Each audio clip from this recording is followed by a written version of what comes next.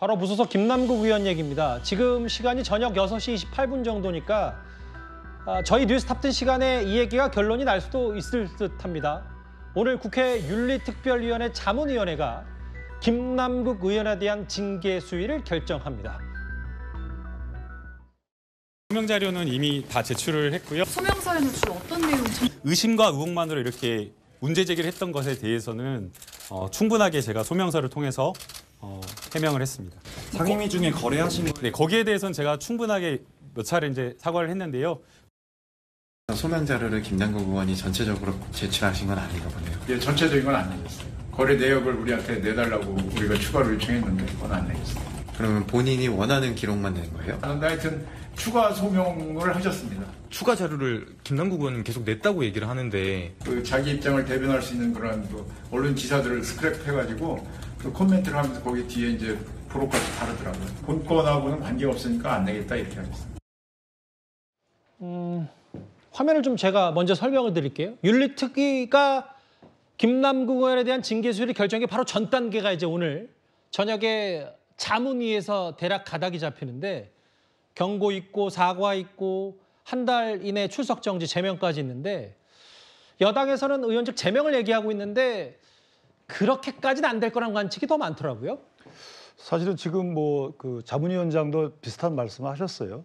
이게 상임위에서 코인 거래한 것뿐이 없지 않겠느냐 말씀하셨는데 상임위에서 코인 거래한 것 자체가 사실은 겸직 의무 위반으로 해석될 여지도 없지 않아 있는 것이고 영리행위로 해석될 여지도 없지 않아 있는 것으로 보이고서 저거 사실은 자문위원회에서 의견서에 보통은 징계 수위를 정하거든요. 제명으로 정할지 30일로 정할지 정해서 윤리특위에 올리면 윤리특위에서 본회의 회부해서 거기서 결정하는 겁니다. 맞아요. 근데 제명이 만약에 본회의에 올라가게 되면 제명안에 대해서는 부결하고 다른 그 출석 정지로 할 수도 있어요. 제명안에 대해서는. 근데 그게 아니고 출석 정지 30일에 올라갔다. 그러면 그건 가부만 합니다. 그러니까 결국 달리 말씀드리면 김남국 의원에 대해서 윤리위원회에서 본회의에서 징계가 안 나올 수도 있어요. 이게 부결되게 되면 안 나오는 겁니다. 제명 경우는 가능하지만. 근데 문제는 뭐냐면 이 지금 전반적인 흐름 자체가 본인이 소명했다는 것은 의혹이 있는 것이고요. 그 소명을 했는데 그 소명에 필요한 자료는 제출하지 않았다는 것이거든요. 그렇다면 의혹은 그대로 남아있는 거잖아요. 그러면 그 남아있는 의혹을 갖고 자문위원회에서 의견서에 담아서 징계 수위를 정해야 되는 것인데 예. 지금 자문위원회 위원장께서 다소 소극적이신 것 같아요. 상임위에서 코인 거래한 걸 이유는 없지 않겠느냐. 그렇다면 지금 예상되는 징계는 뻔히 30일 정도뿐이 안 되는 것이죠. 예. 90일도 가능하지만 90일은 겸직 의무 위반 또는 영리행위의 경우에만 가능하기 때문에 결국 30일 정도의 출석 정지 의견으로 올 가능성이 커 보입니다.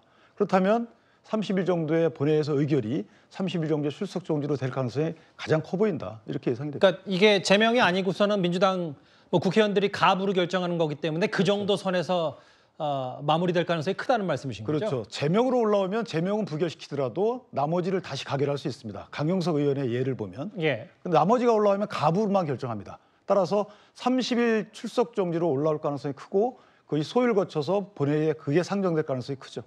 근데 이제 자문위에서도 여러 볼멘 목소리가 나오는 이유가 바로 이건데요.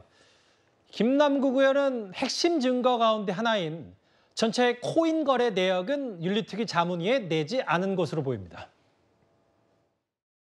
자문위원회에서 판단을 위해서 김남국 의원에게 코인과 관련된 추가 자료를 제출하도록 요청을 했는데 김남국 의원이 모든 요구를 거절했다고 합니다. 결국 본인이 주장하는 것이 전혀 근거가 없다는 것을 반증한다고 생각을 합니다. 김남국 의원은 이제 본인이 그 상임위에서 코인 거래한 부분은 본인도 인정하고 사과를 하지 않았습니까? 예. 사실 특별히 더 이상 해명할 내용도 없을 것 같은데요. 원정주의에 의한 봐주기도 안 되지만은 자꾸 그 마녀사냥식의 인민재판도 경계를 해야 되지 않겠습니까? 네네네. 김남국 의원의 SNS 내용을 제가 좀 미리 먼저 만나보니까 김 의원 얘기는 여당 의원도 여기 섞여 있는데 비밀 담보가 안 된다, 못 믿겠다, 이 취지를 얘기하는 겁니까? 참 대한민국 국회의원 정말 좋습니다. 너무나 특권이 많아요. 자, 30일 출석 정지? 본인 아마 땡큐라고 그럴 겁니다. 지난번에도 거의 30일 안 나왔잖아요. 이제 합법적으로 안 나올 수 있는 거잖아요. 자, 그리고 지금 대한민국 국회의원은 소환제도도 없습니다. 뭘 하든지 간에 불체포 특권이 있으면 또 그 영장 실질심사 가지도 않아도 돼요. 자, 그리고 국회의원을 지금 할 수 있는 방법이 없지 않습니까? 저렇게 투자를 많이 하고 지금 문제는 뭐냐면 지금 자료 제출 안 하는 것 자체는 저는 이게 윤리를 완전히 좀 능멸하는 거라 봅니다. 왜 합니까? 자료 제출을 요구를 못하면. 아니 징계는 합법과 불법을 따지는 문제가 아니에요. 국회의원의 품위 손상 관련돼서 징계를 하는 거거든요. 그러니까 합법 위법은 검찰이 판단하겠죠. 그렇죠. 검찰이 판단하는 문제고 그,렇다면 자료 제출을 안 해도 되면 윤리가 왜 있을 필요가 뭐 있습니까? 강제권도 없으면 윤리 자문위가 왜 있습니까? 아니 필요한 자료 내라고 그러는데 이 자료 야당 추천 의원들이 있으니까 안 낸다. 그러면 그걸로 끝이지 않습니까? 지금 중요한 문제는 뭐냐면 이 도대체 김남국 의원이 얼마의 규모로 이 코인걸을 했는지 이 내역 자체를 지금 보는 게 가장 이번에 핵심 아닌가요? 근데 그것도 못 보면서 그냥 상임위에서 한 거 가지고만 한다고 그러면 뭐하러 징계를 하겠습니까? 저는 아예 징계위 그냥 없애는 게 나을 것 같아요. 이 정도 징계를 하려고 그러면 이렇게 중요한 문제에 대해서 무슨 출석정지 30일요? 그건 아마 본인은 좀 굉장히 좋아할걸요? 법정 준비한다고 합법적으로 안 나오니까. 지금 안 그래도 나오면 계속 기사되는데. 그러니까 이런 식으로 국회의원들에 대해 징계할 것 같으면 아예 하지 마십시오, 그냥. 네. 그 김남국 그 무소속 의원이 모든 자료를 제출하지 않은 것은 아니고요. 여기서 문제가 되는 거는 이제 전체 그 코인 전체 거래 내역인데요. 이 거래 내역이 이 징계를 할 때 잘잘못을 따질 때 꼭 필요한가 아닌가에 대해서는 뭐 논의는 이제 그 하고서라도 예. 김남국 의원이 본인이 사실은 이 해명 과정에서 전체 코인 거래 내역을 내겠다고 이제 몇 번 언론 인터뷰 통해서 밝혔거든요.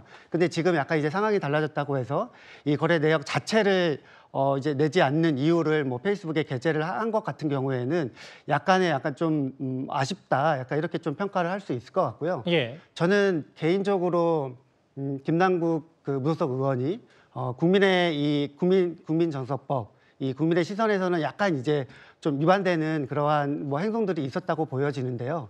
국회 그 윤리특위에서 이 문제를 이제 다루기로 한 만큼 더 이상 뭐 이러한 그 자료 제출 가지고 이러한 논란이 계속 이어지는 게 좀 불필요하다 이렇게 생각을 하고 있습니다. 근데 이제 이게 냉정하게 보면 국민 눈높이는 다 다르고 국민 정서법이란 말도 저는 그렇게 좋아하지 않아서 중요한 건 원칙에 맞게 팩트에 맞게 잘잘못만 가리면 되는데 그 말씀하셨던 부분 말 바꾸기 떠나서 자문위가 거래 내역 받아서 대략 징계 수위를 결정하려고 하는데 안 내면 아까 이현정 의원 말 맞다나 이게 그냥 국회 윤리특위 자문위를 무력화시키는 거 아닌가 이 부분에 대해서는 어떻게 생각하세요? 이게 이제 검찰 수사랑 같이 이제 진행이 되고 있기 때문에 그 말씀하신 대로 국회의원 그 품위 손상 유지 관련된 부분을 이제 집중적으로 이렇게 논의한다고 하면은 예. 물론 관련된 전체 거래 내역이 좀 필요할 수 있을 것 같다. 약간 이런 생각을 합니다. 그런데 또 하나는 제가 이제 김남국 무소속 의원은 절대 그 변호하거나 옹호하는 건 아닌데 예.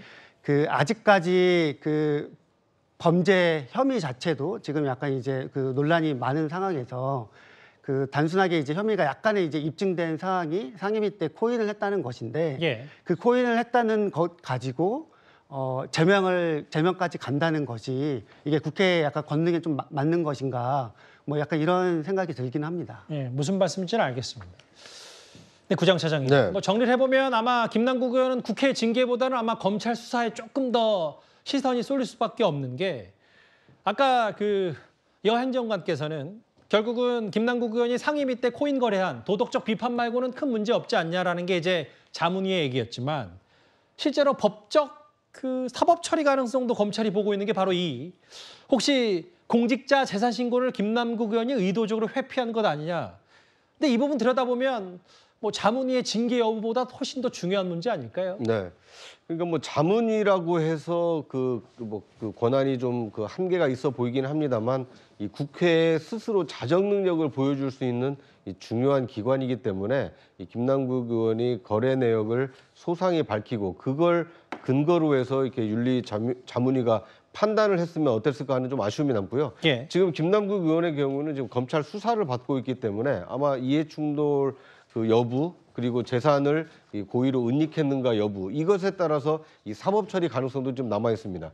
그러니까 김남국 의원이 코인 거래를 할 때 재산 신고 기준이 12월 31일에 대량의 어떤 그 코인을 거래를 하고 재산 신고가 끝난 이후에 이 거액을 현금화했다라는 지금 의혹이 제기된 상태이기 때문에 예. 왜 그랬는지 그리고 그 규모가 얼마나 되고 코인 거래는 정당했는지 이것에 따라서 사법 처리가 될 가능성이 크기 때문에 뭐 윤리특위의 어떤 결정 여부와 상관없이 김남국 의원의 사법 리스크는 뭐 갈수록 커질 수밖에 없다. 뭐 이렇게 보는 것이 타당할 것 같습니다. 저희가 1위로 준비한 게 이제 아마 뉴스탑10 시간 안에도 이 결론이 날 수도 있겠다라는 판단 때문이었는데 아직은 이제 그 국회 윤리특위 자문위의 속보는 들어오지 않고 있거든요.